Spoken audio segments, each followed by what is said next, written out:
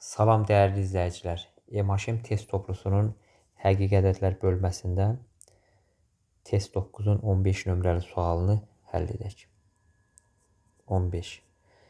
X, Y həqiqi ədədləri üçün bu tənlik ödənilərsə, X-in qiymətini tapın. Tənlikləri tərəf-tərəfə toplasaq, mən tənlikləri bura köçürmürəm. Tənliklər onsuz da burada görünür. Tərəf-tərəfə toplasaq nə alarıq?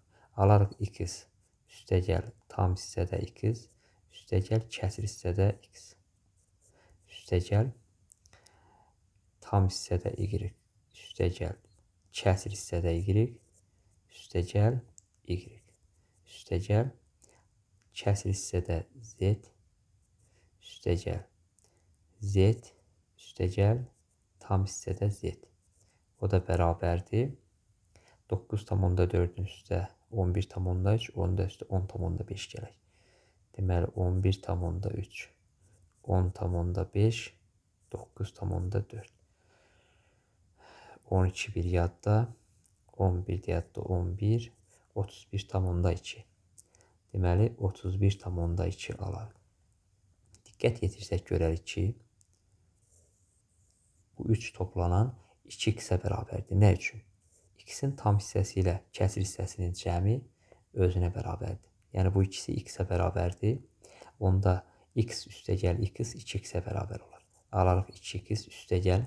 Eyni məntiqlə deməli tam hissədə y ilə kəsir hissədə y-in cəmi y-ə bərabərdir. Yəni hər bir ədəd tam və kəsir hissəsinin cəminə bərabərdir. Onda alarıq ki 2y üstəgəl eyni məntiqlə 2z. O da bərabərdir 31,2-yə. Aldığımız tənliyin hər tərəfini 2-yə bölsək, alarıq ki, x üstəgəl y üstəgəl z bərabərdir. Deməli, bunu 2-yə bölsək, 1 dəfə 2, 11, 5 dəfə 2, 10. Deməli, 12-nin içində 6, 15,6. Deməli, aldıq ki, x üstəgəl y üstəgəl z bərabərdir 15,6-ya.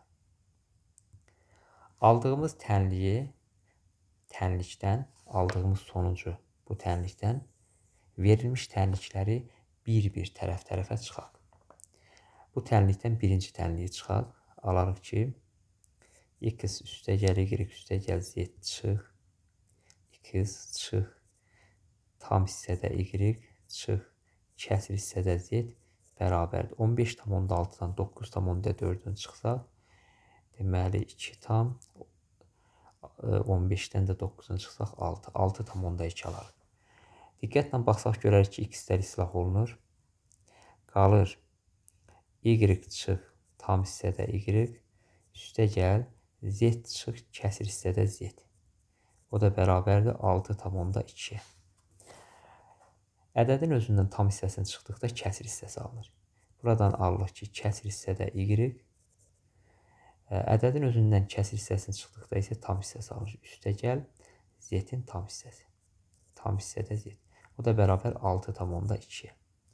Biz görürük ki, toplananın biri sol tərəfdə kəsir ədəddir, yəni kəsir hissədir, digər hissə tam ədəddir.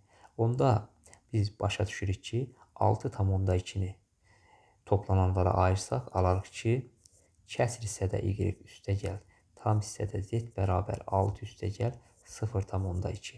Bu bərabərlikdən alırıq ki, deməli tam hissə z 6-ya bərabərdir. Yəni z-in özü yox, tam hissəsi 6-ya bərabərdir və y-in də kəsir hissəsi 0,2-yə bərabərdir. Eyni formada deməli aldığımız tənlikdən ikinci tənliyi çıxsaq, alarıq ki, x üstəgəl y üstəgəl z çıx, tam hissədə x, çıx, kəsir hissədə y, çıx, z bərabərdir. Deməli 15,6-dan 11,3-ün çıxsaq, 3 tam 4,3 olar. Burada islah olunan z-lərdir. Eyni məntiqlə x-dən x-in tam hissəsini çıxdıqda x-in kəsir hissəsini taparıq. Y-dən y-in kəsir hissəsini çıxdıqda y-in tam hissəsini tapmış olarıq. O da bərabər 4 üstəgəl 0,3-ə. Əvvəlcədən biz gördük ki, bu şəkildə toplananlara ayırmaq deməli faydalıdır.